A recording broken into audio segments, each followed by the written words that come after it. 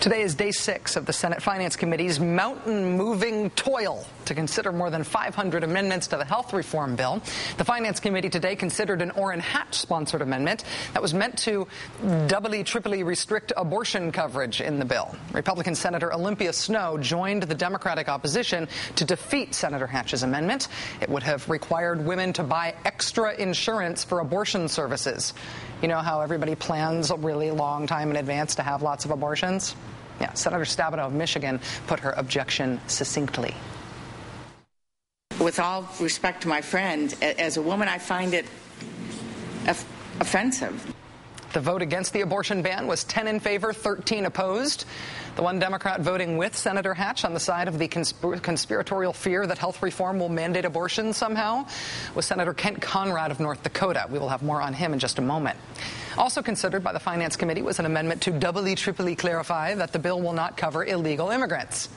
Because you lie, you know. Democrats defeated that amendment as well. A rather dreadful amendment, and I say that for the following reasons. We already have requirements for people, undocumented immigrants, et cetera, taking advantage of Medicaid and CHIP who want to do that. It was a relatively strong day for the Democratic majority today, as opposed to yesterday, which was kind of abysmal. Conservatives on the committee yesterday not only voted against the public option for health reform, they also voted in favor of providing federal money for abstinence-only education. Abstinence-only education, better known as the best teen pregnancy and STD delivery system politicians have ever devised. In fact, this week, some school districts in Texas announced plans to end their abstinence-only education curriculum. Why? Because abstinence-only education doesn't work. Texas currently ranks 3rd for the highest teen birth rate in the country. A teenager in Texas gets pregnant every 10 minutes. Coincidentally, Texas also leads the country in the amount of government money spent on abstinence-only education.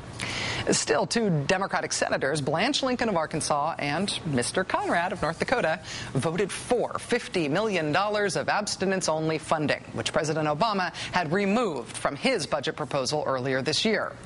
Senators Lincoln and Conrad were not alone in their conservativeness this week. Senator Ben Nelson of Nebraska, perhaps the most conservative of the conservatives, confirmed yesterday that he is completely opposed to using budget reconciliation rules, a simple 50+1 majority, to pass health reform. As Sam Stein of the Huffington Post has reported, Ben Nelson supported the use of reconciliation to pass not 1, but 2 of President Bush's tax cut packages. Senator Nelson also told a crowd this week that any health reform bill would need not just a simple majority of 51 votes, or even a supermajority, filibuster-proof 60 votes, but he said it should have a super-duper-duper-duper majority of 65 votes in the Senate in order for him to consider it legitimate. Greg Sargent of Plumline points out today that Senator Nelson's most acclaimed legislative accomplishment, the one for which he pats himself on the back most readily, especially on his website, is the stimulus bill. Quote, his efforts helped target the bill more on job creation and tax relief to turn the nation's troubled economy around.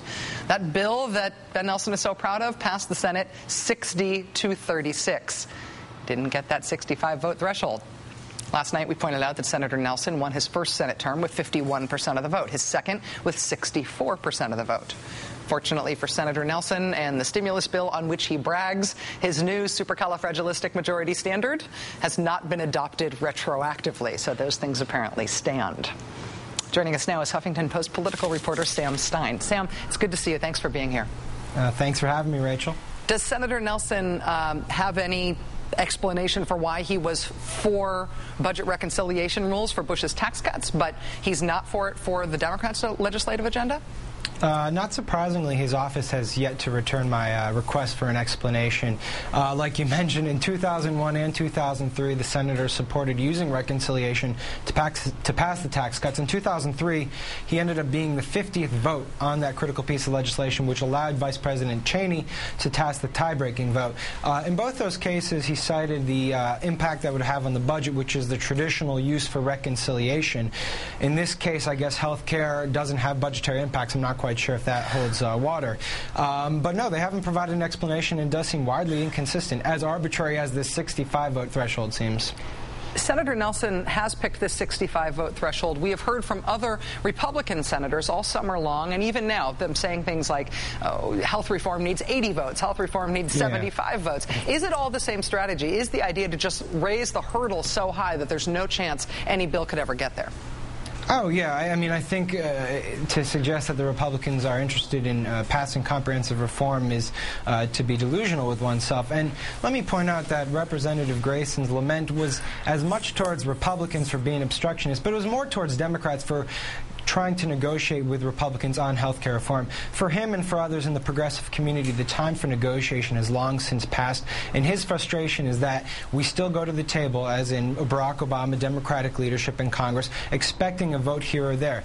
In all actuality, the only vote that Democrats are holding out hope for is Olympia Snowe. I talked to some people who think that she will be on board in the end, but the party needs to start operating on the 60-vote threshold minimum. I talked to Senator Tom Harkin today, and he demands that everyone at least vote for cloture, which would give 60 votes to defeat a Republican filibuster. I think that's the end game right now. That seems to be shaping up to be the important procedural thing, the important procedural factor, which is going to make a decision, make the difference in terms of whether or not we get health reform or not. We discussed it on this show last night with Charles Schumer and then with Howard Dean, both of them, I guess, imparting the political importance of Democrats being held to a standard in which they vote to vote. They vote that there can't be a filibuster. They don't side with the Republicans saying there has to be a 60-vote majority. How widely is that accepted among Democratic power brokers in Congress?